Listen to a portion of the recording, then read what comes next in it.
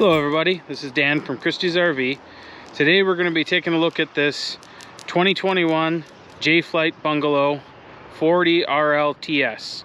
We're going to go over most of the things you need to know once you've purchased this unit. Start here at the front. So this unit has two 30-pound propane tanks. In the center of the propane tanks is the crossover regulator. So the way the system is meant to be used, both bottles should be open.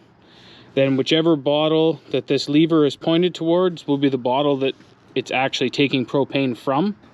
Right below the lever here, there's a little sight glass. Once the bottle that it's drawing from becomes empty, the sight glass will turn red. So when you notice that, then you'll just go and switch the lever to the other side. The sight glass will go clear again because that bottle will have propane, and you can remove the empty one and have it filled. Underneath the front here is where the battery is. So go down the side.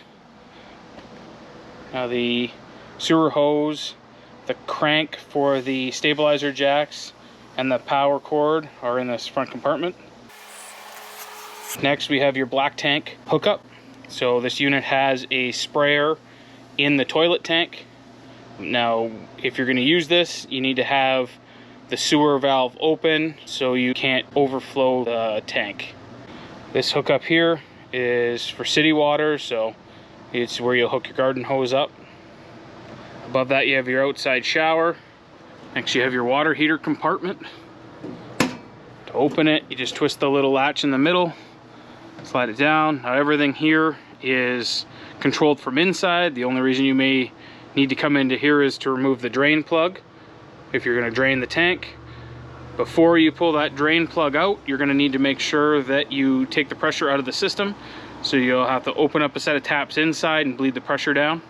Then you can safely remove the drain plug. One other thing to note in here, this is your pressure relief valve. It is normal for them to weep a little bit of water. They shouldn't be a constant drip, but occasionally you may find that it is wet in there, and that is normal. Okay, and you have your exhaust for the furnace. Obviously it's going to be hot if the furnace is running. Below that you have the sewer outlet. So the sewer outlet itself, you just twist the cap off, and if you're going to hook the sewer hose on, the sewer hose has the same twist style that the cap does. You'll just twist the sewer hose back on. Then you have your valves. So the valves are labeled on the side. You have your gray water, and then up towards the front a little more you have your black water. So underneath you just pull the handle out, opens the valve. Gray water is the sinks and the black water is the toilet.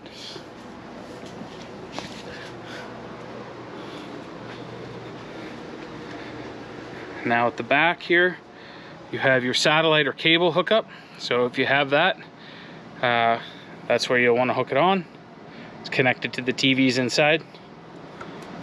And then at the very back corner you have your power hookup. So the power hookup just plugs in, only goes in one way, plugs in, and then you give it a twist, and then yours will have a locking collar that you can tighten up afterward to make sure it doesn't accidentally get pulled out. On the back wall you have your fresh tank fill. So if you wanted to put water in the fresh tank, that's where you'd add it. You're just gonna stick the hose in, fill it up. Once it's full, it'll actually start leaking out. Underneath on the back corner you have this white valve, which is actually your drain for your fresh tank. So if you put water in the fresh tank, that's how you'll drain it, is just to open the valve up there.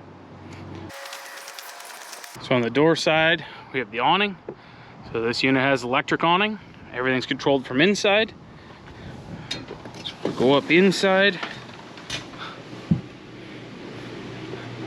And this compartment here is your command center.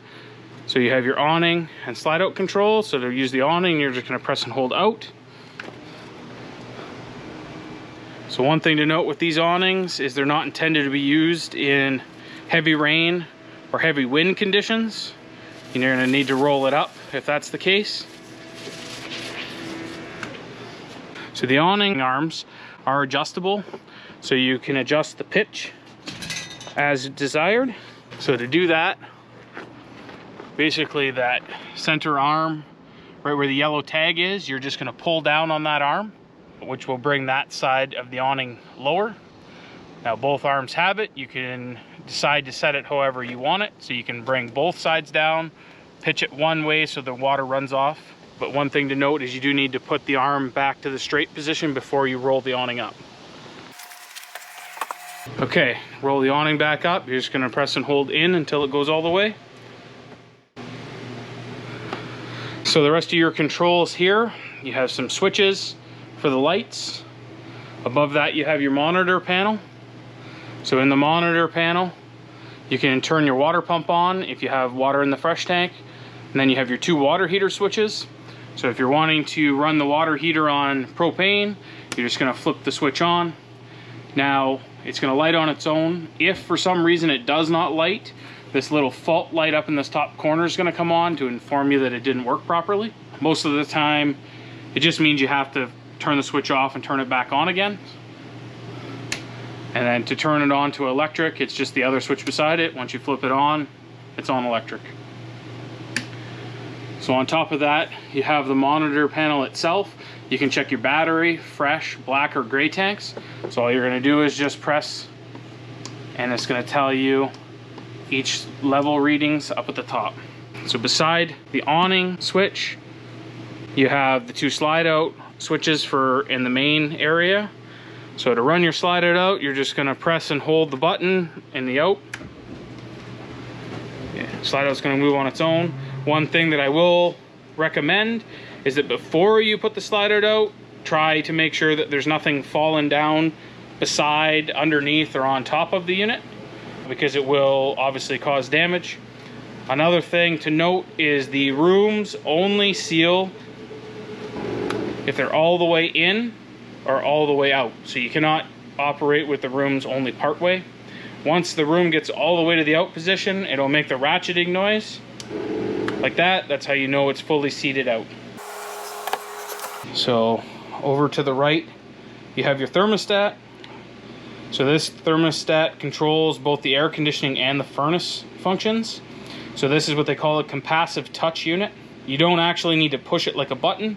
You just have to touch it with your finger, and we found if you do push it hard, like it is a button, it doesn't take long before it doesn't want to react to your finger very well. So you just need to touch it. First time you touch the mode button, it lights up. Second one, then you can scroll through.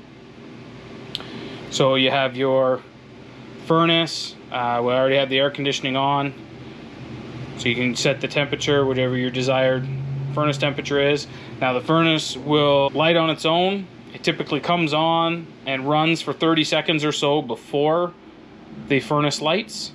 Once the furnace lights, it'll cycle and go to the temperature you have desired. Either when it gets to that desired temperature or you shut it off, it's going to shut the flame off and just run the fan for that same 30 seconds as a safety precaution.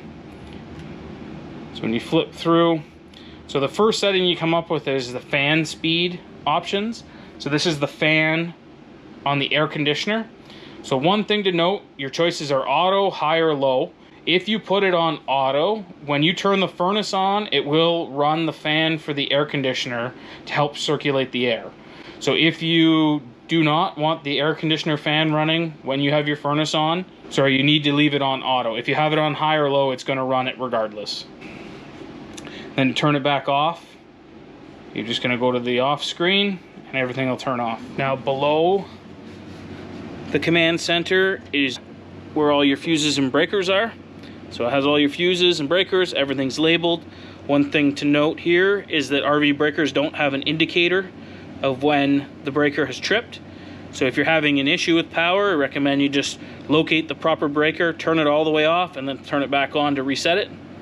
One other thing to note here is this does have a fan in it to keep it cool.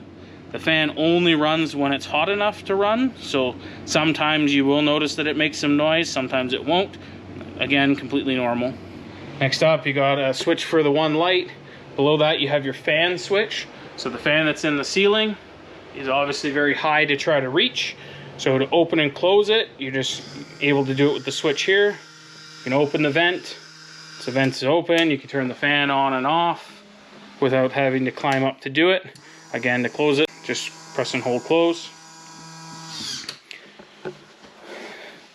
So at the end of the island here, you have your propane and CO detector. Now this is hardwired to the battery on the trailer, so there's no batteries to change. Now it does have a test button you can press to test it periodically, as well as it has an indicator. If it goes off, it tells you which it's detecting, if it's CO or if it's propane. So in the closet here beside the fridge, obviously you have storage on the top. On the bottom, there's a panel covering it over to access either the furnace or the back of the water heater for winterizing purposes or servicing the units. You can take the cover panel off. Now the fridge itself is electric fridge. Once the unit has power, the fridge is on. So above the stove, you have the microwave. Works like any household microwave does. It does have a range hood fan or a light, which is just controlled through these switches here. Both have two different modes. The stove itself has some switches for lights, either the oven light or the front lights. Light the burners on the top. All you have to do is just select which burner you want to turn on. As long as you're pushing in on the knob, it will spark, so you just turn it and hold it till it lights. Once it lights, you can set to your desired temperature. The oven itself is the same thing. You're going to push and hold till it lights. Once it lights, you can release the knob and set the temperature you want. Next up on the unit, we have the electric fireplace. So it does have switches down here on the bottom, as well as a remote control to turn it on and off and go through the functions. Above that you have your television. Now the television pops out to gain access to the back if you wanted to hook up another device or whatever to it. So then up top in the one cupboard you have your stereo. So on the radio you do have two different speaker zones. So 1 and 2, one's the inside speakers, one's the exterior speakers. You can control whatever combination of the two you want. So in this unit, they all have the same style blinds other than the one that's beside the kitchen stove. You just have to pull one side of the chain or the other to go up or down. There's one switch in the slide for the lights inside the slide out.